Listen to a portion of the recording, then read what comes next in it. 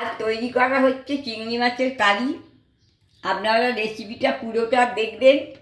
এই রেসিপিটা পোলাও অথবা ফ্রায়েড রাইস দিয়ে খেতে খুব ভালো লাগবে।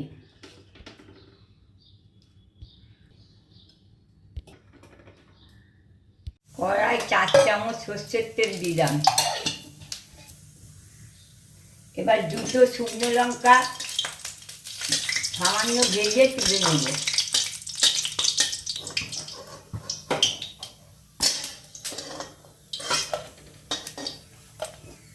আর 3খানা ছোট এলাচ, 6টা লবঙ্গ, 1 ইঞ্চি দারচিনি দিলাম তেলে, দিয়ে সামান্য নেড়ে নিলাম। কড়ায় 3টে পেঁয়াজ বাটা, 4টে রসুন বাটা, 1 ইঞ্চি আদা বাটা দিলাম।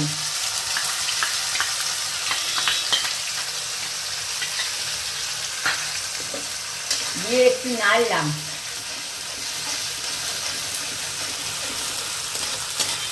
ওয়ান টেবিল স্পুন ফুল লবণ দিলাম। 1 টেবিল স্পুন চিনি দিলাম।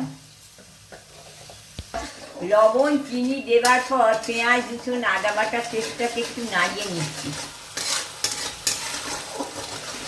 মানে একটু ভেজে নিচ্ছি। এবার 1 টিস্পুন হলুদ দিলাম। এবারে 1 টিস্পুন লঙ্কা গুঁড়ো দিলাম।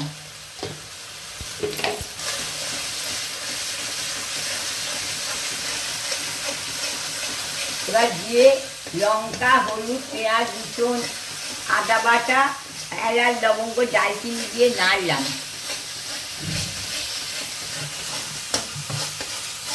আগে থেকে ভেজে রাখা 5টা চিংড়ি মাছ দিলাম,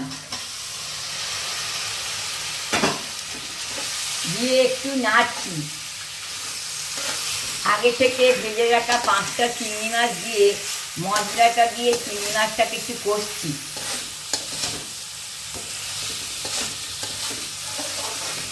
বেশি ভাজবো না, তাহলে চিংড়ি মাছ শক্ত হয়ে যাবে।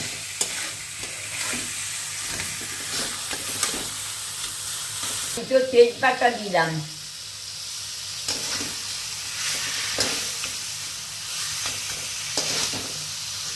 একটা বড় নারকেল কুড়ো দিচ্ছি।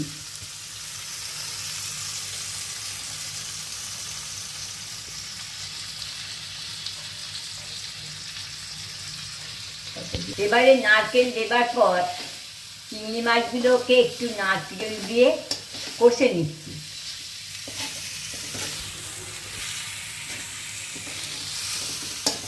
চিংড়ি মাছের কারি তৈরি করছি তো, ওই জন্য একটু ভালো করে কষে নিচ্ছি। এটা তৈরি হচ্ছে চিংড়ি মাছের কারি।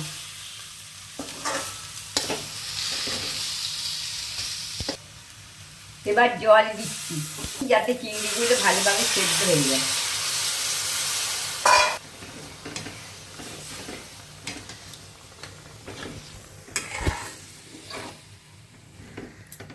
দেওয়ার পরে জল দেওয়ার পরে ভালো করে নাড়িয়ে নিচ্ছি যাতে তলাটা না ধরে যায়। নারকেল আছে তো তলাটা ধরে যেতে পারে, সেই জন্য ভালোভাবে নাড়িয়ে নিচ্ছি। চিংড়ি মাছের কারি তৈরি করছি তো, সেই জন্যে সামান্য পরিমাণ গ্রেভি রাখবো। চিংড়ি মাছের কারিটা এখন ফুটছে। চিংড়ি মাছটাকে একটু সেদ্ধ করবো তো, সেই জন্য এখন একটু চিংড়ি মাছটাকে ফুটিয়ে নিচ্ছি। চিংড়ি মাছের কারি তৈরি করছি, এখন চিংড়ি মাছের কারিটা ফুটছে। চিংড়ি মাছটাকে সেদ্ধ করবো তো, সেই জন্য একটু চিংড়ি মাছটাকে ফুটিয়ে নিচ্ছি, তাহলে চিংড়ি মাছটা নরম হয়ে যায়। নামানোর আগে এতে ঘি দিয়ে দিলাম। ঘি দেবার পর চিংড়ি মাছের কারিটি তৈরি হয়ে গেল। চিংড়ি মাছের কারি এই রেসিপিটি যদি আপনাদের ভালো লেগে থাকে একটি লাইক অবশ্যই দেবেন। বন্ধুবান্ধব আত্মীয়দের মাঝে চিংড়ি মাছের এই ইউনিক রেসিপিটি অবশ্যই শেয়ার করে দেবেন। সঙ্গে চ্যানেলটিকে সাবস্ক্রাইব করে বেল নোটিফিকেশানটি প্রেস করে দেবেন, তাহলে এমন নিত্য নতুন ইজি উপায়ের রেসিপি আপনারা পেয়ে যাবেন। এরপর সবশেষে দিয়ে দেওয়া হচ্ছে ওপর থেকে 2টো শুকনো লঙ্কা, সঙ্গে যাচ্ছে 2টো কাঁচা লঙ্কা।